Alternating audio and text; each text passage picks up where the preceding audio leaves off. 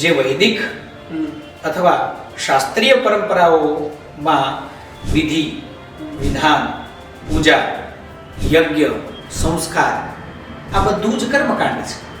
અને જ્યોતિષમ વેદ ચક્ષુઃ, આ વેદની આંખો કઈ છે? તો જો મેં તમને કહ્યું એ જ પ્રમાણે જાણવું એટલે જ્ઞાન, જાણી લીધું, જાણ્યું એટલે જ્ઞાન. શેનાથી? આંખો વડે જોઈને.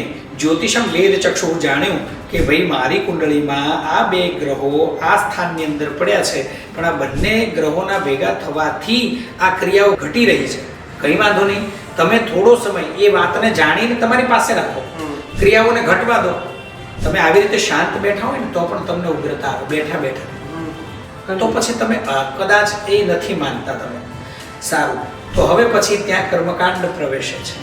તમને ખબર પડી કે મારી કુંડળીમાં આ દોષ છે, કે આ બે ગ્રહોની યુતિથી આ પ્રકારની ઘટનાઓ ઘટી રહી છે, કે આ પ્રકારની ક્રિયાઓ ઘટી રહી છે.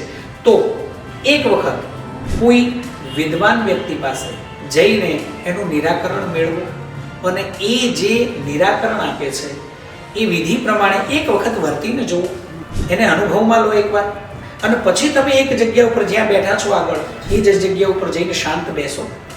એટલે એ વસ્તુ તમારા અનુભવમાં આવી, અને ત્યાં બેઠા પછી જો તમને ક્રોધ નથી આવતો, તમારું મન શાંત છે, તો તમે જાતે નક્કી કરી શકશો કે આ વસ્તુ અસરકારક છે